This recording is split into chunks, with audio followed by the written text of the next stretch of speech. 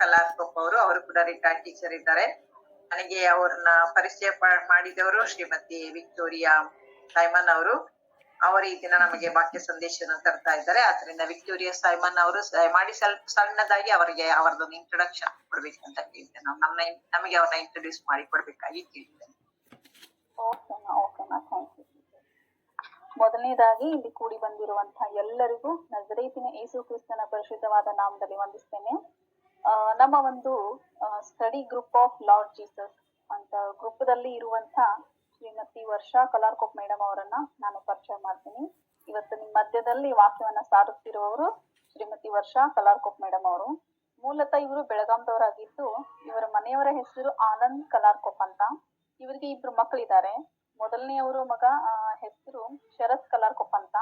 ಇವರಿಗೆ ಮದ್ವೆ ಆಗಿ 2 ವರ್ಷ ಆಯ್ತು. ಇವರು ಬೆಂಗಳೂರಲ್ಲಿ ಇರ್ತಾರೆ. ಕಲಾರ್ಕೊಪ್ ಮೇಡಮ್ ಅವರ ಮಗಳ ಹೆಸರು ಮೇಘಾ ಅಂತ. ಇವರು ಸೀನಿಯರ್ ಸಾಫ್ಟ್ವೇರ್ ಇಂಜಿನಿಯರ್ ಅಂತ ಬೆಂಗಳೂರಲ್ಲಿ ಕೆಲಸ ಮಾಡ್ತಾ ಇದ್ದಾರೆ. ಇವರದು ಮದ್ವೆ ಆಗಿ 1 ಇಯರ್ ಆಯ್ತು. ಅಳಿಯಂದಿರು ಕೂಡ ಡಾಕ್ಟರ್ ಆಗಿದ್ದಾರೆ.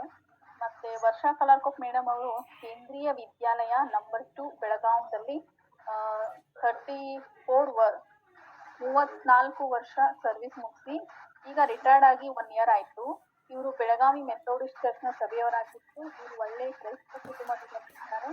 ಯಾವಾಗ್ಲೂ ಇವರು ಪ್ರೀತಿಯಿಂದ ಎಲ್ಲರ ಜೊತೆಗೆ ಮಾತಾಡ್ತಾರೆ ಮತ್ತು ಒಳ್ಳೆ ಆತ್ಮಿಕ ಕುಟುಂಬ ಅಂತ ಹೇಳೋಕೆ ಇವರು ನನಗೆ ನಿಜವಾಗ್ಲೂ ಸಂತೋಷ ಆಗುತ್ತೆ. ಇವರು ಬೈಬಲ್ಗೆ ಸಂಬಂಧಪಟ್ಟಂತ ಕೆಲವು ಎಕ್ಸಾಮ್ಸ್ ಗಳನ್ನು ಕೂಡ ಬರಿತಾ ಇದ್ದಾರೆ ಮತ್ತು ಬೈಬಲ್ ಓದೋದ್ರಲ್ಲಿಯೂ ಪ್ರಾರ್ಥನೆ ಮಾಡೋದ್ರಲ್ಲಿಯೂ ಇಲ್ಲ ಅಂತ ಯಾವಾಗೂ ಸಿಗ್ತಿಲ್ಲ. ಫಸ್ಟ್ ಟೈಮ್ ಈ ಒಂದು ಗ್ರೂಪ್ ನಲ್ಲಿ ದೇವರ ವಾಕ್ಯವನ್ನ ಹೇಳೋರಾಗಿದ್ದಾರೆ. ಈ ಒಂದು ಅವಕಾಶ ಮಾಡಿರ್ತಕ್ಕಂತ ಅಕ್ಕಮ್ಮವರಿಗೂ ಮತ್ತು ಎಲ್ಲರಿಗೂ ತುಂಬಾ ತುಂಬಾ ಧನ್ಯವಾದ. ಮೇಡಮ್ ವರ್ಷಾ ಮೇಡಮ್ ಪ್ಲೀಸ್ ಹೇಳ್ತೀರಾ? ಓಕೆ. ಥ್ಯಾಂಕ್ ಯು ವಿಕ್ಟೋರಿಯಾ ಅವರಿಗೆ ಥ್ಯಾಂಕ್ಸ್ ಅವ್ರನ್ನ ಇಂಟ್ರೊಡ್ಯೂಸ್ ಮಾಡಿದಕ್ಕೆ. ವರ್ಷ ಅವ್ರನ್ನ ನನಗೆ ಗೊತ್ತಿರ್ಲಿಲ್ಲ. ಅವ್ರನ್ನ ನಾನು ಮೀಟ್ ಆಗಿರ್ಬೋದು, ಆದ್ರೆ ಅಷ್ಟು ಪರಿಚಯ ಇಲ್ಲ. ವಿಕ್ಟೋರಿಯಾ ಅವರಿಂದಾಗಿ ನಿಮ್ಮ ಪರಿಚಯವಾಯ್ತು. ನಮ್ಮ ಈ ಒಂದು ಗುಂಪಿಗೆ ನಿಮ್ಮನ್ನು ನಾವು ಹಾರ್ದಿಕವಾಗಿ ಬರಮಾಡ್ಕೊಳ್ತೇನೆ. ಯಾವಾಗ್ಲೂ ನೀವು ನಮ್ಮ ಮಧ್ಯದಲ್ಲಿದ್ದು ದೇವರ ವಾಕ್ಯದ ಸಂದೇಶವನ್ನು ಕೊಡ್ತಾ ಇರ್ಬೇಕಾಗಿ ಕೂಡ ಕೇಳಿಕೊಳ್ತೇನೆ. ಇವತ್ತು ನೀವು ಒಪ್ಪಿಕೊಂಡದಕ್ಕಾಗಿ ನಾನು ನಿಮಗೆ ಧನ್ಯವಾದಗಳನ್ನು ಹೇಳ್ತೇನೆ. Okay, thank you madam. Thank you madam. Victoria ಭಾಳ ಥ್ಯಾಂಕ್ಸು. ತುಂಬ ಒಳ್ಳೆಯ ವಿಷಯಗಳನ್ನು ನನ್ನ ಬಗ್ಗೆ ಹೇಳಿದ್ರಿ. ನಾನು ಅಷ್ಟು ಡಿಸರ್ವ್ ಮಾಡ್ತೀನಿ ಇಲ್ಲ ಗೊತ್ತಿಲ್ಲ, ಆದರೆ thank you madam for welcoming.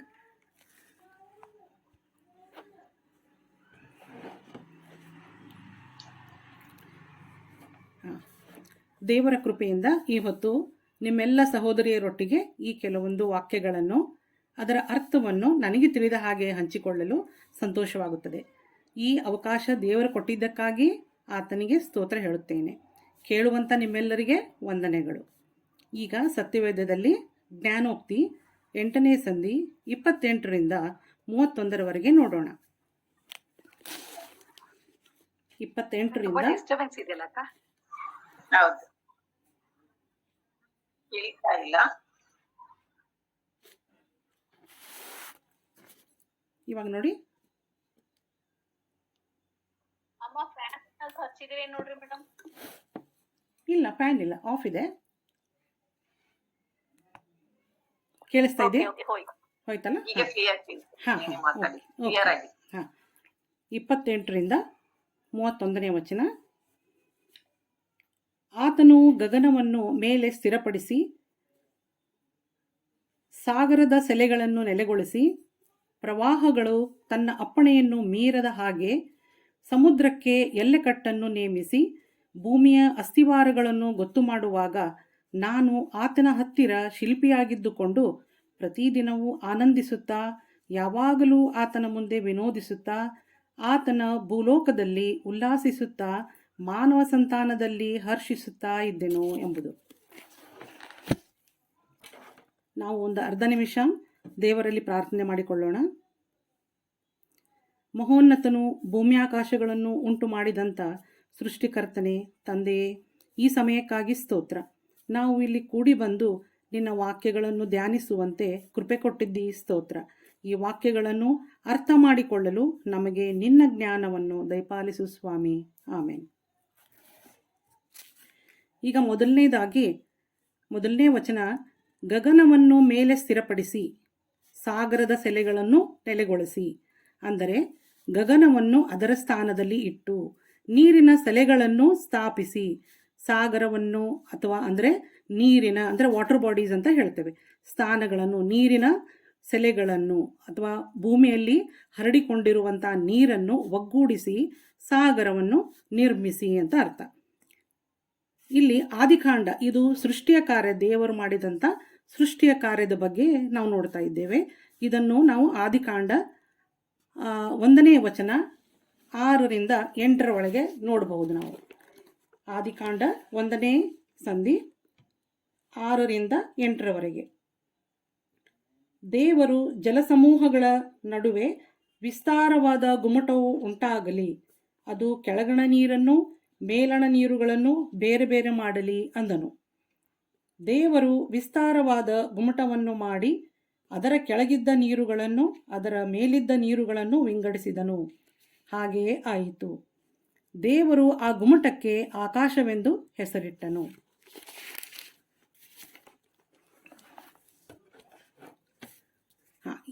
ಇನ್ನೊಂದು ವಿಷಯ ಇಲ್ಲಿ ನಾವು ನೋಡುತ್ತೇವೆ, ಅಲ್ಲಿ ವಿಸ್ತಾರವಾದ ಗುಮ್ಮಟವನ್ನು ಉಂಟು ಮಾಡಿ ಅದಕ್ಕೆ ಆಕಾಶವೆಂದು ಹೆಸರಿಟ್ಟನು ಅಂತ. ಈಗ ಇದನ್ನು ಸೃಷ್ಟಿ ಕಾರ್ಯ, ಮೊದಲು ನಾವು ಸೃಷ್ಟಿ ಕಾರ್ಯವನ್ನು ನೋಡುವಾಗ ಆಕಾಶವನ್ನು ಭೂಮಿಯನ್ನು ಉಂಟು ಮಾಡಿದನು. ಇದನ್ನೇ ನಾವು ಕೀರ್ತನೆ 36:5 ನೋಡುತ್ತೇವೆ. ಆಕಾಶವನ್ನು, ಹಾಗಾದರೆ ಗಗನವನ್ನು ಸ್ಥಿರಪಡಿಸಿದನು ಅಂದರೆ ಅದನ್ನು ಹೇಗೆ ಸೃಷ್ಟಿಸಿದನು? 36:5 ನೋಡುತ್ತೇವೆ, ಆತನು ಆಕಾಶವನ್ನು ಜ್ಞಾನದಿಂದ ನಿರ್ಮಿಸಿದ್ದಾನೆ. ಹಾಗಾದರೆ ಎಲ್ಲವೂ ಸೃಷ್ಟಿ ಕಾರ್ಯಗಳೆಲ್ಲವೂ ನಡೆದಿದ್ದು ದೇವರ ಜ್ಞಾನದಿಂದ. ಆಕಾಶ ಹಾಗೂ ಸಾಗರಗಳು ನಿರ್ಮಿತವಾಗಿರುವುದು ದೇವರ ಜ್ಞಾನದಿಂದ. ಇವುಗಳನ್ನು ತನ್ನ ವಿವೇಕದಿಂದ ದೇವರು ಮಾಡಿದ್ದಾರೆ. ಹಾಗಾದರೆ ಭೂಮಿ, ಆಕಾಶ, ಸಾಗರ ಇವೆಲ್ಲವುಗಳು ಸೃಷ್ಟಿಯಾಗುವುದಕ್ಕಿಂತ ಮೊದಲು ಜ್ಞಾನ, ವಿವೇಕ ಇದು ದೇವರ ಜೊತೆಯಲ್ಲಿ ಇತ್ತು ಎಂದು ಅದು ದೇವರ ಜ್ಞಾನ ಆಗಿತ್ತು ಎಂದು ನಮಗೆ ತಿಳಿದು ಬರುತ್ತದೆ. ನೆಕ್ಸ್ಟು ಮುಂದಿನ ವಚನವನ್ನು ನಾವು ನೋಡುತ್ತೇವೆ. ಮುಂದಿನ ವಚನ,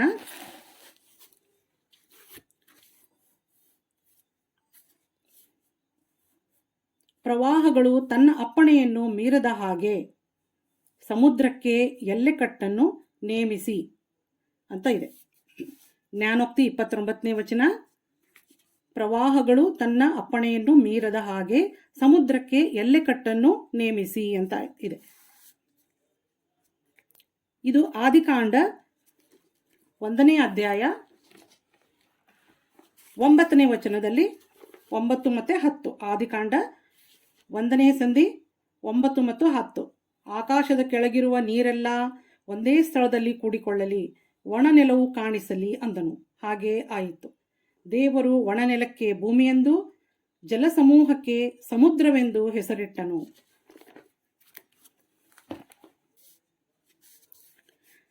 ಸಮುದ್ರದ ಪ್ರವಾಹವು ಬಂದು ಭೂಮಿಯನ್ನು ನಾಶ ಮಾಡದ ಹಾಗೆ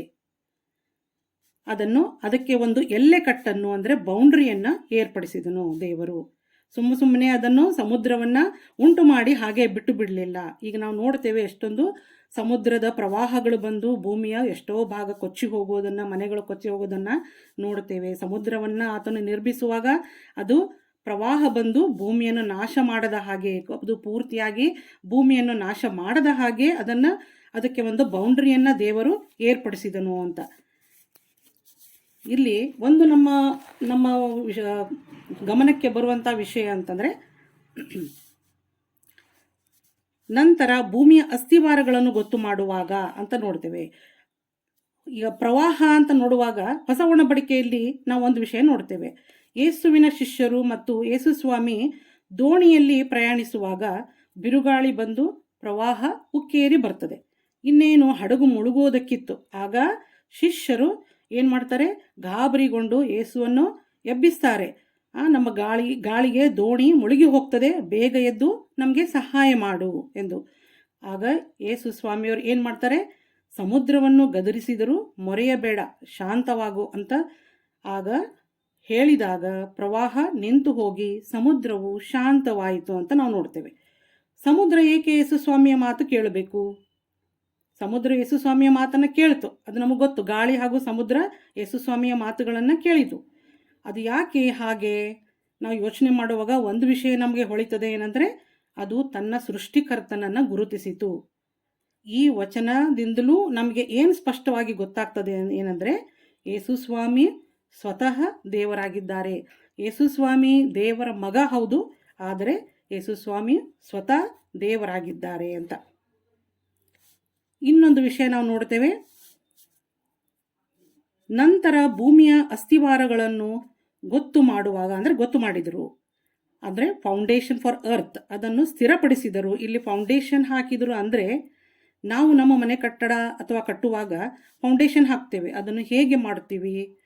ಮೊದಲು ಅದನ್ನು ನೆಲವನ್ನು ಡಿಗ್ ಮಾಡಿ ಅದನ್ನು ಸಿಮೆಂಟು ಮತ್ತು ಅದಕ್ಕೆ ಕಬ್ಬಣ ಎಲ್ಲ ಹಾಕಿ ನಾವು ಭೂಮಿಯಲ್ಲಿ ಫೌಂಡೇಶನ್, ಒಂದು ಕಟ್ಟಡಕ್ಕೆ ಫೌಂಡೇಶನ್ ಹಾಕ್ತೇವೆ. ಆದರೆ ಇಲ್ಲಿ ಭೂಮಿಗೆ ಫೌಂಡೇಶನ್ ಅಂದರೆ ಏನು ಅರ್ಥ ಮಾಡ್ಕೋಬೇಕು? ಸೈನ್ಸ್ ಪ್ರಕಾರ ನಮಗೆ ಗೊತ್ತಿದೆ, ಭೂಮಿ ಖಾಲಿ ಅವಕಾಶ, ಎಂಟಿ ಸ್ಪೇಸ್ನಲ್ಲಿ ಒಂದು ಚೆಂಡಿನಂತೆ ತೂಗಾಡುತ್ತಾ ತೇಲುತ್ತಾ ಇದೆ. ಇದನ್ನು ನಾವು ಬಲ್ಲೆವು. ಇದನ್ನು ಹಿಡಿದಿಟ್ಟಿರುವುದು ನಮ್ಮ ಸೌರವ್ಯೂಹದಲ್ಲಿನ ಗುರುತ್ವಾಕರ್ಷಣ ಅಥವಾ ಗ್ರಾವಿಟಿ, ಗುರುತ್ವಾಕರ್ಷಣ ಶಕ್ತಿ. ಇದು ನಮಗೆ ಗೊತ್ತಿರೋ ವಿಷಯ. ಹಾಗಾದರೆ ದೇವರು ಇಲ್ಲಿ ಅಸ್ಥಿವಾರ ಗೊತ್ತು ಮಾಡಿದರು ಅಂದರೆ ಭೂಮಿಯನ್ನು ಹಿಡಿದಿಡಲು ಬೇಕಾದ ಗ್ರಾವಿಟಿಯನ್ನು, ಗುರುತ್ವಾಕರ್ಷಣ ಶಕ್ತಿಯನ್ನು ದೇವರು ಭದ್ರಪಡಿಸಿದ್ದಾರೆ, ಸೃಷ್ಟಿಸಿದ್ದಾರೆ ಎಂದು ನಾವು ತಿಳಿದುಕೊಳ್ಳಬೇಕು. ಈಗ ಸೌರವ್ಯೂಹದಲ್ಲಿ ಗ್ರಹಗಳಿರ್ತವೆ. ಸೂರ್ಯನ ಸುತ್ತ ತಮ್ಮ ಒಂದು ನಿರ್ದಿಷ್ಟವಾದ ಕಕ್ಷೆಯಲ್ಲಿ, ತಮ್ಮ ಆರ್ಬಿಟ್ಸ್ಗಳಲ್ಲಿ ಏನು ಮಾಡ್ತಾ ಇರ್ತವೆ? ತಮ್ಮ ಸುತ್ತ ತಿರುಗ್ತಾ ಸೂರ್ಯನ ಸುತ್ತ ಸುತ್ತುತ್ತಾ ಇರ್ತವೆ. ಹಾಗಾದರೆ ನಿರ್ದಿಷ್ಟವಾಗಿ ಅವುಗಳ ವೇಗವನ್ನು ಗೊತ್ತು ಮಾಡಿ, ಅವುಗಳಿಗಿರುವಂಥ ಗುರುತ್ವಾಕರ್ಷಣ ಶಕ್ತಿಯನ್ನು ಗೊತ್ತು ಮಾಡಿ, ಅಲ್ಲಿ ನಮ್ಮ ಭೂಮಿಯೂ ಸಹ ಒಂದು ನಿರ್ದಿಷ್ಟವಾದಂಥ ವೇಗದಲ್ಲಿ ತಿರುಗುವಂತೆ ಈ ಗುರುತ್ವಾಕರ್ಷಣ ಶಕ್ತಿಯನ್ನು ದೇವರು ಉಂಟು ಮಾಡಿದ್ದಾರೆ. ಹೀಗೆ ಅದನ್ನು ಭದ್ರವಾಗಿ ಒಂದು ಫೌಂಡೇಶನ್ ಅದಕ್ಕೆ ಹಾಕಿದ್ದಾರೆ ಎಂದು ನಾವು ತಿಳಿದುಕೊಳ್ಳಬೇಕು. ಆತನ ಹತ್ತಿರ ಶಿಲ್ಪಿಯಾಗಿದ್ದುಕೊಂಡು ಪ್ರತಿದಿನವೂ ಆನಂದಿಸುತ್ತಾ, ಇದನ್ನು ನಾವು ನೋಡುವಾಗ ಇಲ್ಲಿ ಯಾವಾಗಲೂ ಆತನ ಮುಂದೆ ಆನಂದಿಸುತ್ತಾ ಇದ್ದವರು ಯಾರು? ಇದು ದೇವರ ಜ್ಞಾನ. ಇದೆಲ್ಲವನ್ನು ದೇವರು ಸೃಷ್ಟಿ ಕಾರ್ಯವನ್ನು ಮಾಡುವಾಗ ಅದನ್ನು ತನ್ನ ಅಗಾಧವಾದ, ನಮ್ಮ ಬುದ್ಧಿಗೆ ನಿಲುಕಲಾರದಂಥ ಜ್ಞಾನದಿಂದ ಆದಿಯಲ್ಲಿ, ಅನಾದಿ ಕಾಲದಲ್ಲಿಯೇ ದೇವರು ಇವೆಲ್ಲವುಗಳನ್ನು ಸೃಷ್ಟಿ ಮಾಡಿರುತ್ತಾರೆ. ಈಗ ದೇವರ ಜ್ಞಾನದ ಬಗ್ಗೆ ನಾವು ಅರ್ಥ ಮಾಡ್ಕೋಬೇಕಂದ್ರೆ, ನಾವು ಯಾರಾದರೂ ಈಗ ನಾವು ಕೇಳಿರ್ತೀವಿ, ಇಸ್ರೋಲ್ಲಿ ಕೆಲಸ ಮಾಡ್ತಾರೆ, ನಾಸಾದಲ್ಲಿ ಕೆಲಸ ಮಾಡ್ತಾರೆ, DRDO ರಿಸರ್ಚ್ ಸೆಂಟರ್ನಲ್ಲಿ ಕೆಲಸ ಮಾಡ್ತಾರೆ ಅಂದರೆ ನಾವು ಏನು ಯೋಚನೆ ಮಾಡ್ತೀವಿ ಅವ್ರ ಬಗ್ಗೆ? ಇವರು ತುಂಬ ಜ್ಞಾನಿಗಳು, ಬುದ್ಧಿವಂತರು ಅಂತ ತಿಳಿದುಕೊಳ್ತೀವಿ. ಆದರೆ ದೇವರ ಸೃಷ್ಟಿ ಬಗ್ಗೆ ಇನ್ನೂ ಮನುಷ್ಯನಿಗೆ ಅಗೋಚರ ಅಂದರೆ ಕಾಣಿಸದೇ ಇರುವಂಥವುಗಳು ಅನೇಕ ಸಂಗತಿಗಳಿವೆ. ಅನಾದಿ ಕಾಲದಿಂದ ಎಷ್ಟೋ ಮಿಲಿಯನ್ಸ್ ಆಫ್ ಇಯರ್ಸ್ ಮೊದಲೇ ದೇವರು ಈ ಸೃಷ್ಟಿಯ ಕಾರ್ಯವನ್ನು ಪೂರ್ತಿಗೊಳಿಸಿದ್ದಾರೆ. ಆದರೆ ಈಗ ನಮ್ಮ ಸೈಂಟಿಸ್ಟ್ಗಳು, ವಿಜ್ಞಾನಿಗಳನ್ನು ಸ್ಟಡಿ ಮಾಡಿ ಒಂದೊಂದನ್ನೇ ತಿಳಿದುಕೊಳ್ತಾ ಇದ್ದಾರೆ. ಆದರೂ ಅದು ಕಂಪ್ಲೀಟ್ ಆಗಲಿಲ್ಲ ಇನ್ನೂವರೆಗೂ. ಈಗ ನೋಡಿ, ಸ್ಟಡಿ ಮಾಡಿ ನಾವು ತಿಳಿದುಕೊಳ್ಳುವಂಥದ್ದು ಇನ್ನೂ ಬಹಳ ಇದೆ, ಅದು ದೇವರ ಸೃಷ್ಟಿ ಕಾರ್ಯದ ಬಗ್ಗೆ. ಈಗ ನಾವು ಕೇಳಿದ್ದೇವೆ ಬಿಗ್ ಬ್ಯಾಂಗ್ ಥಿಯರಿ ಅಂತ, ಅಂದರೆ ಭೂಮಿ ಹೇಗೆ ಉಂಟಾಯಿತು, ಅಲ್ಲಿಯ ಜೀವಜಂತುಗಳು ಹೇಗೆ ಉಂಟಾಯಿತು ಅಂತ ಪ್ರತಿಪಾದಿಸಿದರು ಬಿಗ್ ಬ್ಯಾಂಗ್ ಥಿಯರಿ ಅಂತ. ಆಮೇಲೆ ಅದನ್ನೂ ಪ್ರೂವ್ ಮಾಡಲಿಕ್ಕೆ ಆಗಲಿಲ್ಲ, ಅದನ್ನು ರಿಜೆಕ್ಟ್ ಮಾಡಿದರು. ಡಾರ್ವಿನ್ಸ್ ಥಿಯರಿ ಅಂತ ಕೇಳಿದ್ದೇವೆ, ಎವಲ್ಯೂಷನರಿ ಥಿಯರಿ ಅಂತ ಕೇಳಿದ್ದೇವೆ. ಅದನ್ನು ಸ್ಟಡಿ ಮಾಡ್ತೇವೆ ನಾವು ಸ್ಕೂಲ್ನಲ್ಲಿ, ಮಕ್ಕಳಿಗೂ ಕೂಡ ಅದನ್ನು ಕಲಿಸ್ತೇವೆ. ಆದರೂ ಬಹಳ ಜನ ಅದನ್ನು ಒಪ್ಪಿಕೊಳ್ಳೋದಿಲ್ಲ. ಇದರಿಂದ ಏನು ನಮಗೆ ಗೊತ್ತಾಗ್ತದೆ ಅಂದರೆ, ದೇವರ ಜ್ಞಾನ, ಆತನ ಕಾರ್ಯಗಳು ಅಪಾರ, ಅಗಾಧ, ನಮ್ಮ ಬುದ್ಧಿಗೆ ನಿಲುಕಲಾರದು ಮತ್ತು ಅಗೋಚರ, ಅಂದರೆ ನಮ್ಮ ಕಣ್ಣಿಗೆ ಕಾಣಿಸದೇ ಇರುವಂಥದ್ದು. ಈಗ ಮುಂದಿನ ವಚನವನ್ನು ನಾವು ನೋಡುವಾಗ, ದೇವರೊಟ್ಟಿಗೆ ಜ್ಞಾನವೆಂಬಾತನು ಇದ್ದು ಆತನ ಸೃಷ್ಟಿ ಕಾರ್ಯದಲ್ಲಿ ಭಾಗವಹಿಸುತ್ತಾ ದೇವರೊಟ್ಟಿಗೆ ಆನಂದದಿಂದ ವಿನೋದಿಸುತ್ತಾ ಇದ್ದರು ಅಂತ. ಇದರ ಬಗ್ಗೆ ಸ್ವಲ್ಪ ಧ್ಯಾನಿಸೋಣ. ಯೋಹಾನ 1ನೇ ಸಂಧಿ 1 ಮತ್ತು 2. ಯೋಹಾನ 1ನೇ ಸಂಧಿ 1ರಿಂದ 2 ವಚನ. ಆದಿಯಲ್ಲಿ ವಾಕ್ಯವಿತ್ತು, ಆ ವಾಕ್ಯವು ದೇವರ ಬಳಿಯಲ್ಲಿತ್ತು, ಆ ವಾಕ್ಯವು ದೇವರಾಗಿತ್ತು. ಆ ವಾಕ್ಯವೆಂಬವನು ಆದಿಯಲ್ಲಿ ದೇವರ ಬಳಿಯಲ್ಲಿದ್ದನು. ನೋಡ್ರಿ, ಅನಾದಿ ಕಾಲದಲ್ಲಿ ದೇವರ ಬಳಿಯಲ್ಲಿ ಇನ್ನೊಂದು ವಿಷಯ ಇತ್ತು, ಅದೇನು? ವಾಕ್ಯವೆಂಬಾತನು. ಆ ವಾಕ್ಯ ದೇವರ ಬಳಿಯಲ್ಲಿತ್ತು. ಯೋಹಾನ 1:1 1ನೇ ಸಂಧಿ 1ನೇ ವಚನ ಏನು ಹೇಳ್ತದೆ? ಆದಿಯಲ್ಲಿ ವಾಕ್ಯವಿತ್ತು, ಆ ವಾಕ್ಯವು ದೇವರ ಬಳಿಯಲ್ಲಿತ್ತು. ಹಾಗೆ ಆದಿಕಾಂಡ 1ನೇ ಸಂಧಿ 1ನೇ ವಚನ ಏನು ಹೇಳ್ತದೆ? ಆದಿಯಲ್ಲಿ ದೇವರು ಆಕಾಶವನ್ನು ಭೂಮಿಯನ್ನು ಉಂಟು ಮಾಡಿದನು.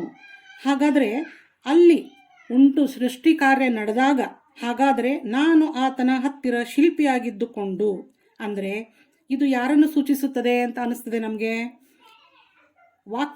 ವಾಕ್ಯವೆಂಬಾತನು ಅಂದರೆ ಕರ್ತನಾದ ಯೇಸು ಕ್ರಿಸ್ತನನ್ನು ಇದು ಸೂಚಿಸ್ತದೆ. ಇದು ನಮಗೆಲ್ಲರೂ ಗೊತ್ತಿರೋ ವಿಷಯ. ಯಾಕಂದರೆ ವಾಕ್ಯವೆಂಬಾತನು ನರಾವತಾರ ಎತ್ತಿ ನಮ್ಮ ಮಧ್ಯದಲ್ಲಿ ಬಂದನು ಅಂತ. ನಮ್ಮ ಕರ್ತನಾದ ಯೇಸು ಕ್ರಿಸ್ತನು ಹಾಗೂ ಜ್ಞಾನವೆಂಬುವನು, ಜ್ಞಾನ ಅಂದರೆ ದೇವರ ಜ್ಞಾನ, ಇವೆರಡೂ ದೇವರ ಜೊತೆಯಲ್ಲಿದ್ದಿರಬಹುದು. ಇದನ್ನು ನಾವು ಯೋಚನೆ ಮಾಡಲಿಕ್ಕೆ ಸಾಧ್ಯ ಆಗ್ತದೆ. ಶಿಲ್ಪಿಯಾಗಿದ್ದುಕೊಂಡು ಅಂದರೆ ದೇವರ ಸೃಷ್ಟಿ ಕಾರ್ಯದಲ್ಲಿ ಭಾಗವಹಿಸುವಂಥ ಒಂದು ವಿಷಯ. ಶಿಲ್ಪಿಯಾಗಿದ್ದುಕೊಂಡು, ಕ್ರಾಫ್ಟ್ಸ್ಮನ್ ಅಂತ ಒಂದು, ಈಗ ನಾವು ಕಲ್ಲನ್ನು ಕಟೆದು ಅದನ್ನು ಒಂದು ಮೂರ್ತಿ ರೂಪಕ್ಕೆ ತರುವಂಥವರು ಶಿಲ್ಪಿಯಾಗಿದ್ದುಕೊಂಡು ಸೃಷ್ಟಿ ಕಾರ್ಯದಲ್ಲಿ ಸಂತೋಷಿಸುತ್ತಾ ಇದ್ದಿರಬಹುದು. ಏಕೆಂದರೆ ದೇವರು ಯಾಕೆ ಇಲ್ಲಿ ನಾವು ನೋಡ್ತೀವಿ, ಸೃಷ್ಟಿ ಕಾರ್ಯದಲ್ಲಿ ಸಂತೋಷದಿಂದ ಇದ್ದರು ಅಂದರೆ ಏನರ್ಥ? ದೇವರು ತಾನು ಆಕಾಶ, ಭೂಮಿ, ಗುಡ್ಡ, ಬೆಟ್ಟಗಳು, ನಕ್ಷತ್ರಗಳು, ಸಾಗರ, ಜಲಚರ, ಸಸ್ಯ, ಗಿಡಮರ ಎಲ್ಲವನ್ನೂ ಸೃಷ್ಟಿಸಿದಾಗ ಅವುಗಳನ್ನು ದೇವರು ಒಳ್ಳೆಯದೆಂದು ನೋಡಿದನು. ಅಂದರೆ ದೇವರ ಮನಸ್ಸಿಗೆ ಅದರಿಂದ ಸಂತೋಷ ಉಂಟಾಯಿತು ಅಂತ ಸತ್ಯವೇದ ನಮಗೆ ಹೇಳ್ತದೆ. ದೇವರು ತನ್ನ ಸೃಷ್ಟಿ ಕಾರ್ಯದಲ್ಲಿ ಸಂತೋಷಿಸಿದನು. ಹಾಗೆ ದೇವರೊಟ್ಟಿಗೆ ಇರುವ ವಾಕ್ಯವೆಂಬಾತನು, ಅನಾದಿ ಕಾಲದಲ್ಲಿ ವಾಕ್ಯವೆಂಬಾತನು ಕೂಡ ದೇವರ ಹತ್ರ ಇದ್ದರು. ಆಮೇಲೆ ದೇವರ ಜ್ಞಾನವೂ ಕೂಡ ದೇವರೊಟ್ಟಿಗೆ ಇದ್ದುಕೊಂಡು ಅಲ್ಲಿ ವಿನೋದಿಸುತ್ತಾ ಇದ್ದರು. ಈಗ 31ನೇ ವಚನ, ಆತನ ಭೂಲೋಕದಲ್ಲಿ ಉಲ್ಲಾಸಿಸುತ್ತಾ ಮಾನವ ಸಂತಾನದಲ್ಲಿ ಹರ್ಷಿಸುತ್ತಾ ಇದ್ದೆನು. ದೇವರ ಸೃಷ್ಟಿ ಕಾರ್ಯದಲ್ಲಿ ಭಾಗವಹಿಸುತ್ತಾ ಆತನ ಸೃಷ್ಟಿಯಾದ ಭೂಲೋಕದಲ್ಲಿ ಮತ್ತು ಆತನು ಉಂಟು ಮಾಡಿದ ಮಾನವ ಸಂತಾನದಲ್ಲಿ ಹರ್ಷಿಸುತ್ತಾ ಇದ್ದೆನು. ಅಂದರೆ ಪ್ರತಿದಿನ ನಾನೇ ಆತನಿಗೆ ಆನಂದವಾಗಿ ಇದ್ದೆನು ಅಂತ ಕೂಡ ನಾವು ನೋಡುತ್ತೇವೆ. ಈ ಎಲ್ಲ ವಚನಗಳನ್ನು ನೋಡುವಾಗ, ಅಭ್ಯಾಸಿಸುವಾಗ ನಾವು ತಿಳಿದುಕೊಳ್ಳೋದು ಒಂದಿದೆ. ಏನಂದರೆ, ಕೀರ್ತನೆ 104:24 ಹೇಳಿರುವಂತೆ, ಕರ್ತನೆ ನಿನ್ನ ಕೈ ಕೆಲಸಗಳು ಎಷ್ಟೋ ವಿಧವಾಗಿವೆ, ಅವುಗಳನ್ನೆಲ್ಲ ಜ್ಞಾನದಿಂದಲೇ ಮಾಡಿದ್ದಿ. ಹಾಗೆಯೇ ಕೀರ್ತನೆ 136, ಈಗಾಗಲೇ ನಾವು ನೋಡಿದ್ದೇವೆ, 136:5 ಈ ವಚನ ಹೀಗೆ ಹೇಳ್ತದೆ, ಆತನು ಆಕಾಶವನ್ನು ಜ್ಞಾನದಿಂದ ನಿರ್ಮಿಸಿದ್ದಾನೆ. ದೇವರ ಜ್ಞಾನ ಅದು ಅಪಾರ, ಅಗಮ್ಯ, ನಮಗೆ ಅಗೋಚರ. ಇದನ್ನು ನಾವು ತಿಳಿದುಕೊಳ್ಳಬೇಕು. ದೇವರು ಎಲ್ಲವನ್ನೂ ಒಂದು ಯೋಜನೆಯನ್ನ, ಉದ್ದೇಶವನ್ನ ಇಟ್ಟುಕೊಂಡು ಸೃಷ್ಟಿಸಿದ್ದಾರೆ. ಸುಮ್ಮನೆ ಹಾಗೆ ಇದು ಸೃಷ್ಟಿ ಕಾರ್ಯ ನಡೆದಿದ್ದಲ್ಲ. ದೇವರು ಜ್ಞಾನದಿಂದ ಯೋಜನಾಪೂರ್ವಕವಾಗಿ ಇದನ್ನ ಮಾಡಿದ್ದಾರೆ ಎಂದು ಈ ಸತ್ಯವೇದದ ಭಾಗವನ್ನು ಅಭ್ಯಾಸ ಮಾಡಿದಾಗ ನಮಗೆ ಒಂದು ವಿಷಯ ಗೊತ್ತಾಗ್ತದೆ. ಅದೇನೆಂದರೆ, ಇಲ್ಲಿ ಜ್ಞಾನವನ್ನ ಈಗ ಮೇಡಮ್ ಹೇಳಿದ್ರು, ನಾವು ಕೇಳಿದ್ದೇವೆ, ಪರ್ಸಾನಿಫಿಕೇಶನ್ ಮಾಡಲಾಗಿದೆ. ಅಂದರೆ ಜ್ಞಾನವನ್ನು ಒಂದು ವ್ಯಕ್ತಿಯ ರೂಪದಲ್ಲಿ ಸಂಬೋಧನೆ ಮಾಡಲಾಗಿದೆ. ಹೇಗೆ ವಾಕ್ಯ ಅನ್ನುವಂಥದ್ದನ್ನು ಒಂದು ವ್ಯಕ್ತಿಯಾಗಿ ನಾವು ಸಂಬೋಧನೆ ಮಾಡಲಾಗಿದೆ, ಹಾಗೆ ಈ ಜ್ಞಾನವನ್ನು ಸಹ ಒಂದು ವ್ಯಕ್ತಿಯ ರೂಪದಲ್ಲಿ ಇಲ್ಲಿ ಸಂಬೋಧನೆ ಮಾಡಲಾಗಿದೆ. ಈಗ ಈ ಸತ್ಯವೇದದ ಭಾಗವನ್ನು ಅಭ್ಯಾಸಿಸಿದ ನಾವುಗಳು ಹಾಗಾದರೆ ಏನು ಮಾಡಬೇಕು? ಇದನ್ನು ನಮ್ಮ ಜೀವನಕ್ಕೆ ಹೇಗೆ ಅಳವಡಿಸಿಕೊಳ್ಳಬೇಕು? ಈಗ ನಾವು ಒಂದು ವಿಷಯವನ್ನು ಕಲಿತೇವೆ, ಅದನ್ನು ಕಲಿತ ಮೇಲೆ ಅದರ ಉಪಯೋಗ ಆಗಬೇಕು. ಅಪ್ಲಿಕೇಶನ್ ಸ್ಕಿಲ್ ಬಹಳ ಮುಖ್ಯ. ನಾಲೆಜ್ ಸಿಕ್ಕ ಮೇಲೆ ಅದರ ಅಪ್ಲಿಕೇಶನ್ ನಮ್ಮ ಜೀವನದಲ್ಲಿ ಆಗಬೇಕು. ಯಾಕಂದರೆ ನಾವು ನೋಡ್ತೇವೆ, ಈಗ ಹಿಸ್ಟ್ರಿ ಓದ್ತೇವೆ, ಜಾಗ್ರಫಿ ಓದ್ತೇವೆ. ಹಿಸ್ಟ್ರಿ ಯಾಕೆ ಓದ್ತೇವೆ ಅಂತ ನಾವು ಕ್ವಶನ್ ಮಾಡ್ಕೊಂಡಾಗ ಏನು ಗೊತ್ತಾಗ್ತದೆ?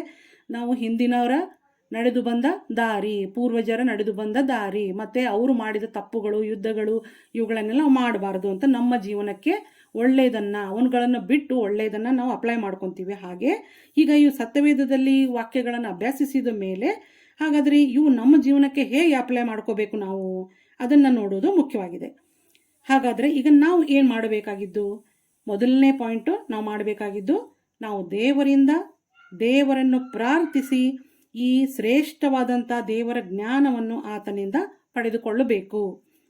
ಸತ್ಯವೇದ ನಮಗೆ ಹೇಳುತ್ತದೆ, ಯಾವನಿಗಾದರೂ ಜ್ಞಾನದಲ್ಲಿ ಕೊರತೆಯಾಗಿದ್ದರೆ ಆತನು ನನ್ನನ್ನು ಕೇಳಿಕೊಳ್ಳಲಿ, ಹಂಗಿಸತೆ ಉಚಿತವಾಗಿ ಕೊಡುತ್ತೇನೆ ಎಂದು ದೇವರು ಹೇಳಿದ್ದಾರೆ. 2ನೇ ಪಾಯಿಂಟು, ನಾವು ಅದನ್ನು ಅಂದರೆ ಪ್ರಾರ್ಥಿಸಿ ನಾವು ಅದನ್ನು ಹೊಂದಿಕೊಳ್ಳಬೇಕು. ಇದು ಮೊದಲನೇ ಪಾಯಿಂಟು. ಇನ್ನು 2ನೇ ಪಾಯಿಂಟು, ನಾವು ದೇವರ ವಾಕ್ಯ ಅರ್ಥ ಮಾಡಿಕೊಳ್ಳಲು ಅಭ್ಯಾಸ ಮಾಡಲು ನಮಗೆ ಬೇಕಾದ ಜ್ಞಾನವನ್ನು ನಾವು ದೇವರಲ್ಲಿ ಪ್ರಾರ್ಥಿಸಿ ಅದನ್ನು ಹೊಂದಿಕೊಳ್ಳಬೇಕು. ದೇವರ ವಾಕ್ಯ ಅಂದರೆ ಬೈಬಲನ್ನು ನಾವು ಕುಟುಂಬ ಪ್ರಾರ್ಥನೆಯಲ್ಲಿ ಓದುವಾಗ ಮೊದಲು ಒಂದು ವಾಕ್ಯ ಪ್ರಾರ್ಥಿಸಿ ನಾವು ಓದಲು ಪ್ರಾರಂಭಿಸಬೇಕು. ಅದು ಹೀಗೆ: ದೇವ, ನಮ್ಮ ಆತ್ಮಿಕ ಕಣ್ಣುಗಳನ್ನು ತೆರೆ, ಆಗ ನಿನ್ನ ಧರ್ಮಶಾಸ್ತ್ರದಲ್ಲಿರುವ ಅದ್ಭುತಗಳನ್ನು ಕಂಡುಕೊಳ್ಳಲು ಅರ್ಥ ಮಾಡಿಕೊಳ್ಳಲು ಶಕ್ತರಾಗುವೆವು. ಈ ಒಂದು ಸೆಂಟೆನ್ಸು ನಾವು ಪ್ರಾರ್ಥನೆ ಮಾಡಿ ದೇವರ ವಾಕ್ಯವನ್ನು ಓದಲು ಪ್ರಾರಂಭಿಸಬೇಕು. ಯಾಕಂದರೆ ದೇವರ ವಾಕ್ಯ ಅಷ್ಟೊಂದು ಅಗಮ್ಯವಾಗಿದೆ. ಅದನ್ನು ಅರ್ಥ ಮಾಡಿಕೊಳ್ಳಿಕ್ಕೆ ನಮಗೆ ವಿಶೇಷ ಜ್ಞಾನವನ್ನು ದೇವರಿಂದಲೇ ನಾವು ಕೇಳ್ಕೊಳ್ಬೇಕು. ನಮ್ಮ ಸ್ವಂತ ಜ್ಞಾನದಿಂದ ನಾವು ಇದನ್ನು ಅರ್ಥ ಮಾಡಿಕೊಳ್ಳಿಕ್ಕೆ ಆಗುವುದಿಲ್ಲ.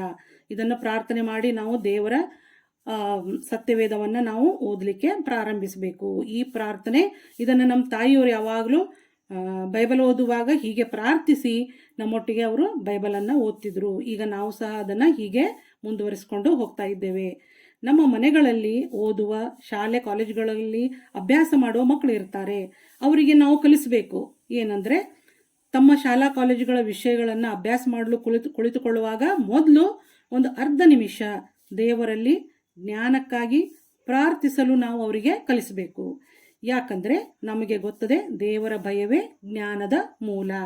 ಮತ್ತೆ ಬೇಡಿಕೊಳ್ಳಿರಿ ನಿಮಗೆ ದೊರೆಯುವುದು ಎಂದು ದೇವರು ಹೇಳಿದ್ದಾರೆ. ಇದನ್ನು ನಂಬಿ ನಾವು ಮಕ್ಕಳಿಗೆ ಪ್ರಾರ್ಥನೆ ಈ ರೀತಿ ಮಾಡುವುದನ್ನು ಕಲಿಸಬೇಕು. ಪ್ರಾರ್ಥನೆ ಮಾಡಿದ ನಂತರ ಅವರು ತಮ್ಮ ವಿಷಯಗಳ ಅಭ್ಯಾಸವನ್ನು ಮುಂದುವರಿಸಬಹುದು. ಮತ್ತು 4ನೇ ಪಾಯಿಂಟ್ ನಾವಿಲ್ಲಿ ನೋಡ್ತೇವೆ, ನಾವು ತಂದೆ ತಾಯಿಗಳಿರ್ಬೋದು, ಅಜ್ಜ ಅಜ್ಜಿಯರು ಇರಬಹುದು, ನಮ್ಮ ಮಕ್ಕಳನ್ನು ಮೊಮ್ಮಕ್ಕಳನ್ನು ಹೇಗೆ ದೇವರ ಭಯಭಕ್ತಿಯಲ್ಲಿ ನಡೆಸಬೇಕು, ಅದಕ್ಕೆ ನಮಗೆ ಬೇಕಾಗುವಂಥ ವಿಶೇಷ ಜ್ಞಾನ ವಿವೇಕವನ್ನು ದೇವರಲ್ಲಿ ಪ್ರಾರ್ಥಿಸಿ ನಾವು ಪಡೆದುಕೊಳ್ಳಬೇಕು. ಜ್ಞಾನ ಅಂದರೆ ಇದು ಒಂದು ಸಬ್ಜೆಕ್ಟ್ನಲ್ಲಿ ನಮಗೆ ನಾಲೆಜ್ ಇರುವಂಥದ್ದು. ಜ್ಞಾನ ವಿಷಯ ಜ್ಞಾನ, ವಿಷಯದ ಅರಿವು, ಇದು ಜ್ಞಾನ. ಈ ನಾಲೆಜ್ ಒಟ್ಟಿಗೆ ಅಂಡರ್ಸ್ಟ್ಯಾಂಡಿಂಗ್ ಸೇರಿಕೊಂಡ್ರೆ ನಾವು ಅದನ್ನು ವಿವೇಕ ಅಂತೀವಿ, ಅಂದರೆ ವಿಸ್ಡಮ್ ಅಂತೀವಿ. ಅಂದರೆ ವಿತ್ ಕಾನ್ಸಿಕ್ವೆನ್ಸಸ್ ನಾವು ಅದನ್ನು ತಿಳಿದುಕೊಳ್ಳುವುದಕ್ಕೆ ಅದನ್ನು ವಿಸ್ಡಮ್ ಅಂತೀವಿ, ವಿವೇಕ ಅಂತೀವಿ. ಎಲ್ಲಿ ಜ್ಞಾನ ಅಂತ ಉಪಯೋಗಿಸಲ್ಪಟ್ಟಿದ್ದ ಬೈಬಲ್ನಲ್ಲಿ ಅಲ್ಲಿ ವಿವೇಕ ಕೂಡ ಆ ಶಬ್ದವನ್ನು ನೋಡ್ತೀವಿ ನಾವು. ಹಾಗಾದರೆ ದೇವರಲ್ಲಿ ನಾವು ಜ್ಞಾನವನ್ನು ವಿವೇಕವನ್ನು ಪ್ರಾರ್ಥಿಸಿ ಪಡೆದುಕೊಳ್ಳಬೇಕು. ಕೊನೆಯದಾಗಿ, ನಾವು ಜ್ಞಾನವಂತರು ಬುದ್ಧಿವಂತರು ಅನ್ನೋ ಅಹಂಭಾವ ನಮ್ಮಲ್ಲಿ ಇರಬಾರ್ದು. ನಾವು ಇದನ್ನು ಕೂಡ ನೆನಪಿನಲ್ಲಿ ಇಟ್ಕೊಳ್ಬೇಕು. ನಮಗೆಲ್ಲ ತಿಳಿದದೆ ಎಂದು ದೇವರನ್ನು ಪ್ರಾರ್ಥನೆಯನ್ನು ಮರೆತು ನಮ್ಮ ಜ್ಞಾನದ ಮೇಲೆ ನಾವು ಅವಲಂಬಿಸಬಾರ್ದು. ಏಕೆಂದರೆ 1 ಅರಸು 11ರ ಸಂಧಿಯಲ್ಲಿ ನಾವು ನೋಡುತ್ತೇವೆ, ಸೊಲೊಮೋನನಿಗೆ ನೋಡ್ರಿ, ಸೊಲೊಮೋನನು ಎಷ್ಟು ಜ್ಞಾನವಂತನಾಗಿದ್ದಂದರೆ ಅವನ ಜ್ಞಾನ ಅಮೋಘವಾದದ್ದು. ದೇವರಿಂದ ವಿಶೇಷ ಜ್ಞಾನವನ್ನು ಪಡೆದುಕೊಂಡು 3000 ಜ್ಞಾನೋಕ್ತಿಗಳನ್ನು ರಚಿಸಿದಂಥ ಸೊಲೊಮೋನ, ತನ್ನ ಜ್ಞಾನದಿಂದ ಎಲ್ಲರನ್ನೂ ಆಶ್ಚರ್ಯಚಕಿತನನ್ನಾಗಿ ಮಾಡಿದಂಥ ಸೊಲೊಮೋನ ತನ್ನ ಕೊನೆಯ ದಿವಸಗಳಲ್ಲಿ ಮುಂದೆ ಹೋಗ್ತಾ ಹೋಗ್ತಾ ಏನು ಮಾಡ್ತಾನೆ? ಸೊಲೊಮೋನ ಫರೋಹನ ಮಗಳಲ್ಲದೆ ಮೋವಾಬ್ಯರು, ಅಮ್ಮೋನಿಯರು, ಎದೋಮ್ಯರು, ಹೀಗೆ ಅನೇಕ ಅನ್ಯ ಜನಾಂಗಗಳ ಸ್ತ್ರೀಯರನ್ನು ಮದುವೆ ಮಾಡಿಕೊಂಡು, ಅಂದರೆ ಆತನಿಗೆ ಎಷ್ಟು ಜನ ಹೆಂಡತಿರಿದ್ರು? 700 ಮಂದಿ ರಾಜವಂಶದಿಂದ ಪತ್ನಿಯರು ಹಾಗೂ 300 ಜನ ಉಪಪತ್ನಿಯರು ಇದ್ದರು ಎಂದು ನೋಡ್ತೇವೆ. ಈ ಎಲ್ಲ ಉಪಪತ್ನಿಯರು ಪತ್ನಿಯರು ಅವರು ಬೇರೆ ಬೇರೆ ಜಾತಿಯಿಂದ, ಅನ್ಯ ಜಾತಿಯಿಂದ ಬಂದಂಥವರು. ಇವರನ್ನು ಮದುವೆ ಮಾಡಿಕೊಂಡ ಮೇಲೆ ಏನಾಗ್ತದೆ? ಇವರ ಮಾತಿನಂತೆ ಸೊಲೊಮೋನನು ನಡೆದು ತನ್ನ ದೇವರನ್ನು ಬಿಟ್ಟು ಅನ್ಯ ದೇವತೆಗಳಿಗೆ ಪೂಜಾ ಸ್ಥಳಗಳನ್ನು ಕಟ್ಟಿಸಿದನು ಅಂತ ನೋಡ್ತೇವೆ. ಅವುಗಳನ್ನು ಅಂದರೆ ವಿಗ್ರಹಗಳನ್ನು ಆರಾಧಿಸಿದನು. ದೇವರಿಂದ ಅಮೋಘವಾದ ಜ್ಞಾನ ಪಡ್ಕೊಂಡರೂ ಸಹಿತ ಕೊನೆಗೆ ವಿವೇಚನೆ ಇಲ್ಲದವನಂತೆ, ವಿವೇಕ ಶೂನ್ಯನಾಗಿ, ಜ್ಞಾನಹೀನನಾಗಿ, ಅಜ್ಞಾನಿಯಂತೆ ವರ್ತಿಸಿದನು. ಜ್ಞಾನಿಯಾಗಿದ್ದವನು ಇಲ್ಲಿ ಅಜ್ಞಾನಿಯಂತೆ ವರ್ತಿಸಿ ದೇವರ ಕೋಪಕ್ಕೆ ಗುರಿಯಾದನು. ನಾವು ಹಾಗೆ ಆಗದಂತೆ ಎಚ್ಚರಿಕೆ ವಹಿಸಬೇಕು. ದೇವರ ಶ್ರೇಷ್ಠ ಜ್ಞಾನವನ್ನು ಕೇಳಿ ಪಡ್ಕೊಂಡು ವಿವೇಕದಿಂದ ಜ್ಞಾನವಂತರಾಗಿ ಬಾಳುವಂತೆ ತಂದೆ ದೇವರು ನಮ್ಮೆಲ್ಲರಿಗೆ ಸಹಾಯ ಮಾಡಲಿ. ಈಗ ಸಣ್ಣದಾಗಿ ಒಂದು ಪ್ರಾರ್ಥನೆ ಮಾಡಿಕೊಳ್ಳೋಣ. ಸ್ವಾಮಿ, ನಾವು ಓದಿಕೊಂಡ ಈ ವಾಕ್ಯಗಳಿಗೋಸ್ಕರ ನಿನ್ನನ್ನು ಕೊಂಡಾಡುತ್ತೇನೆ. ಇಲ್ಲಿ ತಲೆಬಾಗಿರುವಂಥ ಎಲ್ಲ ಸಹೋದರಿಯರು, ಅವರ ಕುಟುಂಬ ಸದಸ್ಯರು, ಮಕ್ಕಳು, ಮೊಮ್ಮಕ್ಕಳನ್ನು ನಿನ್ನ ಶ್ರೇಷ್ಠ ಜ್ಞಾನದಿಂದ ತುಂಬಿಸು. ಕಾಯ್ದು ಕಾಪಾಡಿ ಮುನ್ನಡೆಸಬೇಕೆಂದು ನಿನ್ನ ಮುದ್ದು ಮಗನೂ ನಮ್ಮ ಕಾರ್ಯಕರ್ತನೂ ಆಗಿರುವ ನಜರೇತಿನ ಯೇಸು ಕ್ರಿಸ್ತನ ಹೆಸರಿನಲ್ಲಿ ವಿನಯವಾಗಿ ನಂಬಿಕೆಯಿಂದ ಬೇಡಿದ್ದೇನೆ ತಂದೆಯೇ. ಆಮೆನ್. ಆಮೇನ್. ವರ್ಷ ಮೇಡಮ್ ಅವರಿಗೆ ನಾನು ಹೃತ್ಪೂರ್ವಕವಾಗಿ ವಂದನೆ ಹೇಳ್ತೇನೆ. ಹೊಸದಾಗಿ ನಮ್ಮ ಜೊತೆಯಲ್ಲಿ ಸೇರಿದ್ರು ಕೂಡ ಒಂದು ವಿಶೇಷವಾದಂತ ಸಂದೇಶವನ್ನ, ಉತ್ತಮವಾದಂತ ಸಂದೇಶವನ್ನ ದೇವರು ತನ್ನ ಮಗಳ ಮುಖಾಂತರವಾಗಿ ನಮಗೆ ಅನುಗ್ರಹಿಸಿ ಕೊಟ್ಟಿದ್ದಾನೆ. ಇವತ್ತು ಬಹಳ ಟೈಮ್ ಆಯ್ತು, ಆದ್ರೂ ಕೂಡ ಇದು ವ್ಯರ್ಥ ಅಲ್ಲ ಅಂತ ತಿಳಿತೇನೆ. ಯಾಕೆಂದ್ರೆ ನಾವು ಬಹಳ ಜ್ಞಾನವನ್ನು ಪಡೆದಿದ್ದೇವೆ. 2 ತಾಸು 45 ನಿಮಿಷ ಆಯ್ತು. ಆದ್ರೂ ಸ್ಟಾರ್ಟಿಂಗ್ ಅಲ್ಲಿ ನಾವು 26 ಜನ ಇದ್ವಿ, 14 ಜನ ಇದ್ದಾರೆ, 12 ಜನ ಬಿಟ್ಟು ಹೋಗಿದ್ದಾರೆ. ಆದ್ರೆ ಇದು ನಾನು ಖಂಡಿತವಾಗಿ ವ್ಯರ್ಥ ಆಗುದಿಲ್ಲ ಅಂತ ಎಣಿಸ್ತೇನೆ. ಎಲ್ಲರೂ ಕೂಡ ಈ ದಿನ ಸಹೋದರಿಯರು ಬಹಳ ಅತ್ಯುತ್ತಮವಾಗಿ ದೇವರ ವಾಕ್ಯದ ಸಂದೇಶವನ್ನು ತಂದಿದ್ದೀರಿ. ನಾನು ಎನಿಸ್ತೇನೆ ಇನ್ನು ಒಬ್ರೊಬ್ರಿಗೆ ದೇವರ ವಾಕ್ಯವನ್ನು ಸಂದೇಶ ಕೊಡ್ಬೇಕು ಅಂತೇಳಿ. ಯಾಕೆಂದ್ರೆ ಅಷ್ಟು ಸ್ಪಷ್ಟವಾಗಿ ಸ್ಟಡಿ ಮಾಡಿ, ಅಷ್ಟು ಸ್ಪಷ್ಟವಾಗಿ ಅರ್ಥವಾಗುವಂತ ರೀತಿಯಲ್ಲಿ ಬಿಡಿಸಿ ಬಿಡಿಸಿ ಹೇಳ್ಬೇಕಾದ್ರೆ ನಿಜವಾಗಿ ಒಂದು ಒಳ್ಳೆ ರೀತಿಯಲ್ಲಿ ದೇವರ ವಾಕ್ಯದ ಧ್ಯಾನವನ್ನು ನಾವು ಮಾಡ್ತಾ ಇದ್ದೇವೆ. ಮೇಡಮ್ ವರ್ಷ ಅವರಿಗೆ ನಾನು ನಿಜವಾಗಿಯೂ ದೇವರು ನಿಮ್ಮನ್ನು ಬಹಳವಾಗಿ ಆಶೀರ್ವದಿಸ್ಲಿ ಅಮ್ಮ. ಮತ್ತೆ ಮತ್ತೆ ನಮ್ಮ ಗುಂಪಿನಲ್ಲಿ ಬಂದು ನಮಗೆ ದೇವರ ಕೊಡ್ತಾ ಇರ್ರಿ. ಬಹಳ ಚೆನ್ನಾಗಿದೆ. ಈಗ ನಮ್ಮ ಮಧ್ಯದಲ್ಲಿರುವಂತ ಸುಧಾ ಗುಡಾಂಜ್ ಅವರು ಪ್ರಾರ್ಥನೆ ಮಾಡಿ, ಅದಾದ ನಂತರ ಕರ್ತನ ಪ್ರಾರ್ಥನೆಯನ್ನು